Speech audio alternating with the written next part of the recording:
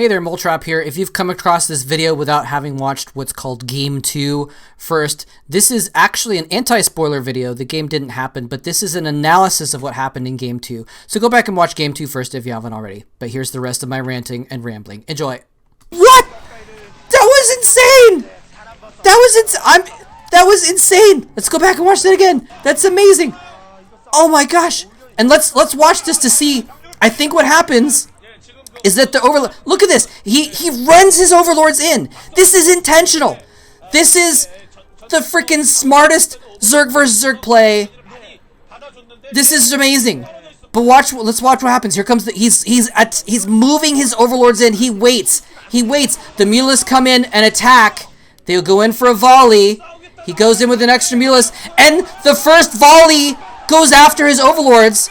About 6 Mulists attack the overlords first, and that might have been the difference.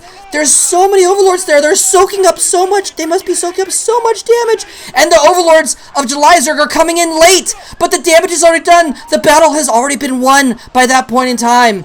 And YellOw just somehow is able to come out on top. And it's possible he had more Mulists as well by that point in time. It's hard to tell because there's just so many of them there. But wow, what a ridiculous battle. That was absolutely insane.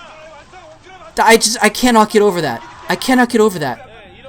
It's just like, just so many. Just look at this. Look at all the green spray. Some random Scourge run in there and they're just like disappear for no reason. Absolutely insane. I have just lost my mind, ladies and gentlemen. I have lost my mind looking at this battle. I've been watching StarCraft for 13 years. I've been playing it for 20. And I have never seen that many Mulisks in a game.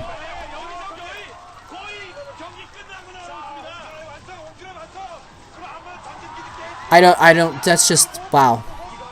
Wow. Wow. That's crazy. I can't stop watching this battle.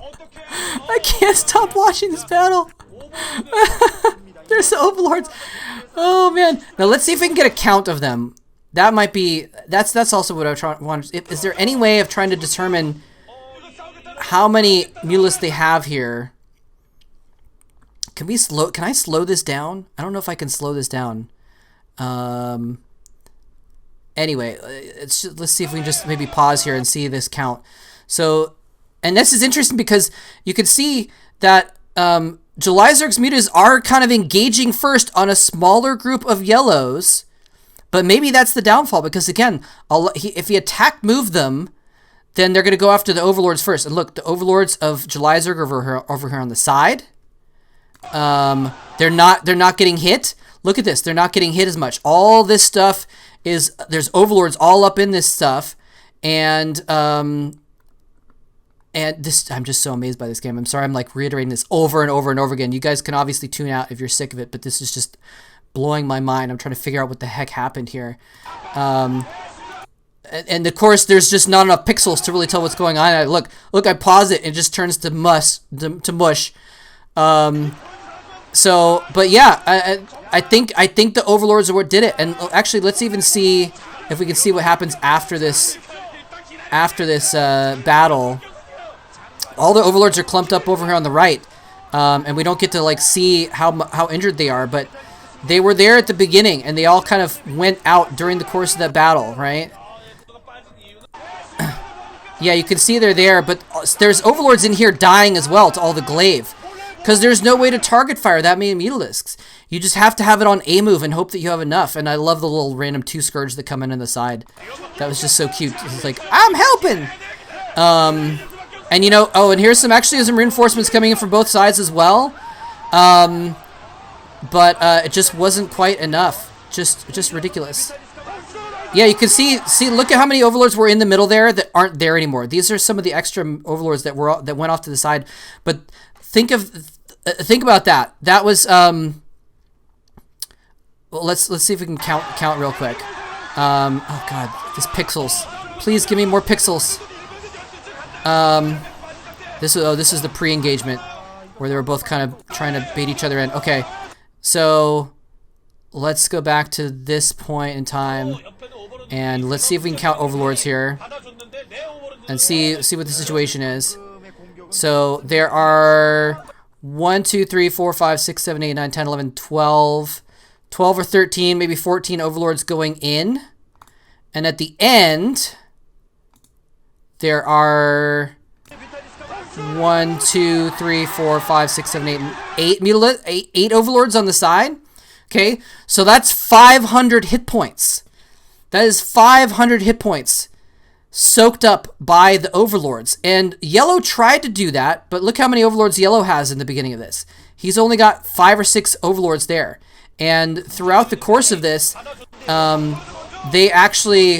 not even in the battle. They're on the side of the battle when it happens. So they're not even soaking up as much glaive. Look at this. They're not soaking up glaive at all. The green spray is not hitting his overlords at all. YellOw is an absolute genius. This is I'm in so much awe of this. This is amazing. And now the overlords did run off to the side, so you know, they could have even soaked up more hit points and more damage throughout the course of that. He didn't really control them to stay in there. Once the battle started, they were like, you know, overlords are programmed that once they take damage, they can't respond to it, so they just run away from it, right? So the overlords kind of moved off to the side during the course of that battle. But yeah, these are the overlords. I think all of Julyzerg's overlords are still intact. So YellOw actually won the game right here. Right here. Sending in these overlords first, I think just won him the game, because I think he was 2 or 3 Mutalisks behind. Especially because right before that, I know it's gonna be hard to find it, but right before that there was a little bit of a skirmish, and YellOw kind of targeted down 1 or 2 of Mutalisks. So he was probably 4 or 5 Mutalisks behind, but he had an extra 1,000 hit points of meat in the air at the time. And oh, here's some Scourge too. Actually, I didn't even see those before. Let's see what they do. Oh, they actually don't even go in until the end, do they? They go off to the side and then they go in. And I guess he was trying to split them. It looks like they did a good split, but still.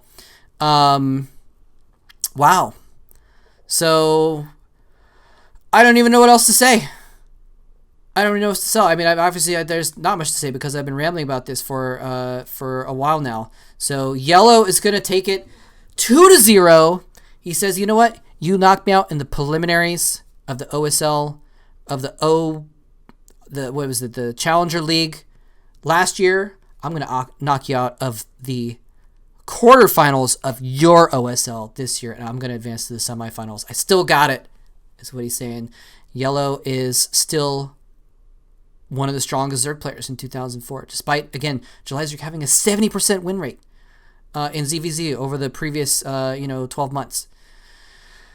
Oh man, I need to like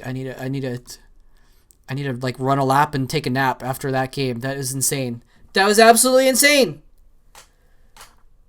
Insane. Hope you guys enjoyed that very much. YellOw's going to advance, and he's going to be facing off against either Boxer or Sync. And oh my god, that could be an epic semifinal, because YellOw and Boxer are the original StarCraft rivals. When the game was young, Boxer was on top. YellOw was the only Zerg who could challenge him. His nickname is the Storm Zerg because he was the first to actually, create a storm of Zerg units, and he was it was obviously pitiful macro compared to modern day, but like at the time it was really strong. So YellOw's good to advance, and I hate to play favorites, but I love Boxer, and I'm rooting for him even more now in his quarterfinal, because if we can see a Boxer versus YellOw semifinal, that will be epic to go alongside the UV versus Reach semifinal, which will also be epic. This tournament is so epic. I gotta shut up now. All right. Thank you guys for watching. Take care. GG.